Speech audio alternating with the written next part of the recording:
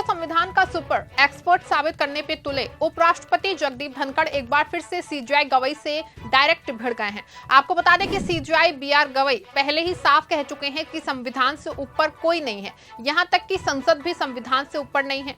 लेकिन अपने उपराष्ट्रपति धनखड़ जी कि वो कार्यपालिका को सुपर बनाने में लगे हुए हैं। उन्होंने एक बार फिर से केरल में बड़ा बयान दिया है। उनके बयान से एक ओर जहां हड़कंप मच गया है, तो वहीं दूसरी ओर उनके बयानों में एक हिडन एजेंडा छिपा होने की बात कही जा रही है। उपराष्ट्रपति धनखड़ ने कौन सा बयान दिया है जिसे सीजेआई गवई से डायरेक्ट भिड़ने की बात माना जा रहा है, और उनके बयान के पीछे कौन सा हिडन एजेंडा काम कर रहा है, ये सब कुछ मैं आपको अपनी इस रिपोर्ट में बताने वाली हूँ। साथ ही इस पर भी चर्चा करने वाले हैं कि क्यों अक्सर धनखड़ जी सुप्रीम कोर्ट और संविधान को खुला चैलेंज करते रहते हैं। नमस्कार, आप देखना शुरू कर चुके हैं 4 PM और मैं हूं आपके साथ सिमरन। दोस्तों, कोच्चि में national university of advance legal studies में उपराष्ट्रपति जगदीप धनखड़ ने सुप्रीम कोर्ट और चीफ जस्टिस बीआर गवई पे सीधा हमला बोला।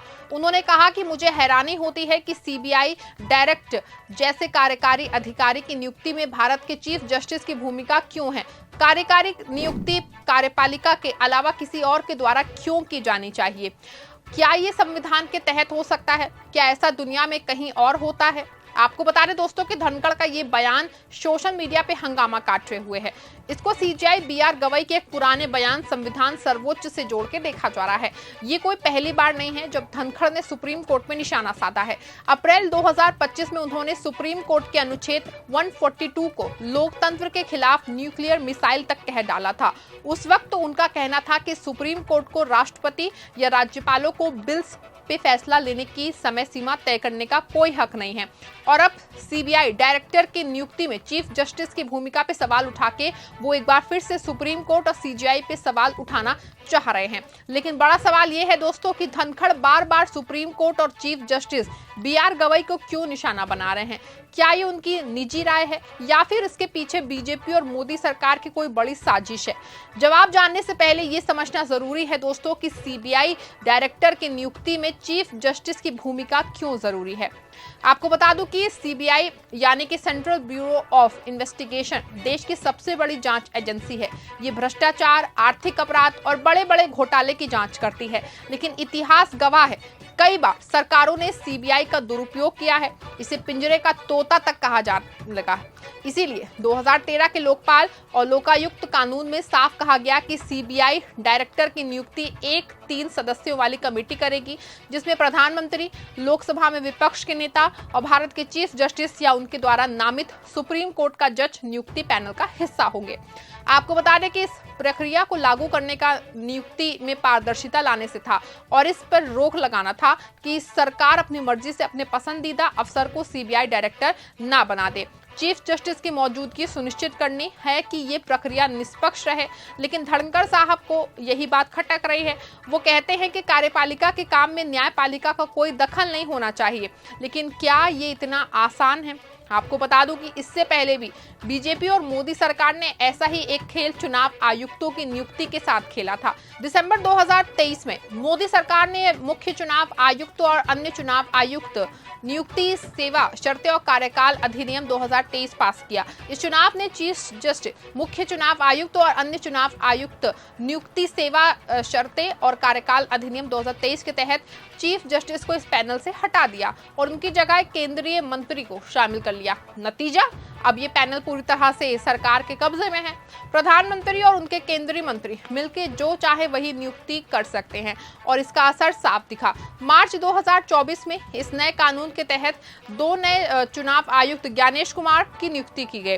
विपक्ष ने इसका खुल के विरोध किया। कांग्रेस नेता केसी वेणुगोपाल ने कहा कि ये नियुक्तियां जल्दबाजी में की गई और ये संविधान की भावना के खिलाफ है। सुप्रीम कोर्ट में इस कानून को चुनौती देने वाली याचिकाएं अभी भी लंबित हैं, लेकिन सरकार ने एक ना सुनी। इसके बाद से चुनाव आयोग की साख पे सवाल उठने लगे। 2024 के लोकसभा चुनाव में विपक्ष ने कई बार आरोप लगाया कि चुनाव आयोग बीजेपी के इशारे पे काम कर रहा है। बिहार में वोटर लिस्ट को लेकर हंगामा मचा हुआ है। ऐसे में दोस्तों सवाल ये है कि चुनाव आयुक्तों की नियुक्ति में चीफ जस्टिस को हटा के सरकार ने अपने पसंदीदा लोग नियुक्त किए, तो क्या अब सीबीआई डायरेक्टर के साथ भी यही होने वाला है? धनखड़ का 7 जुलाई 2025 का बयान तो यही इशारा करता है। आपको बता दें कि मई 2023 में प्रवीण सूद को सीबीआई का डायरेक्टर बनाया गया था, लेकिन इस नियुक्ति पे भी विवाद हुआ। कांग्रेस ने इसका विरोध किया क्योंकि सूद को बीजेपी के करीबी माना जाता है। और रुकिए, ये विवाद यहीं खत्म नहीं हुआ है। मई 2024 में सरकार ने प्रवीण सूद को 1 साल का एक्सटेंशन दे दिया था। ये फैसला भी सवालों के घेरे में आया क्योंकि सुप्रीम कोर्ट ने 2023 में ईडी डायरेक्टर संजय कुमार मिश्रा के तीसरे एक्सटेंशन को गैर कानूनी करार दिया था।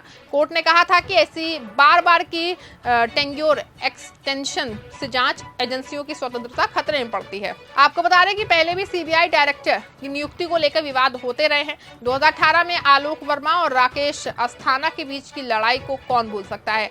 उस वक्त भी सरकार पे आरोप लगे थे।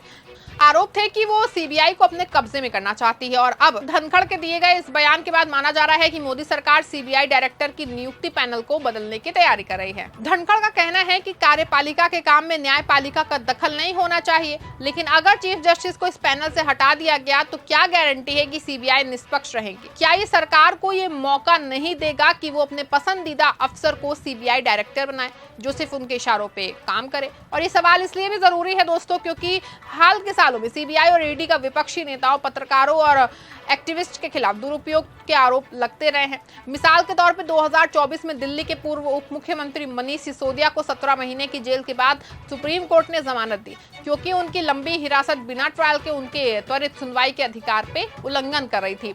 इन सबके बीच सुप्रीम कोर्ट और चीफ जस्टिस BR गवई ने बार ये साबित किया है कि वो संविधान की रक्षा के लिए डट के खड़े हैं। 26 जून 2025 को चीफ जस्टिस गवई ने अपने गृह नगर अमरावती में एक निजी कार्यक्रम में साफ कहा था कि लोकतंत्र में संविधान के अंतिम कानूनी प्राधिकरण है।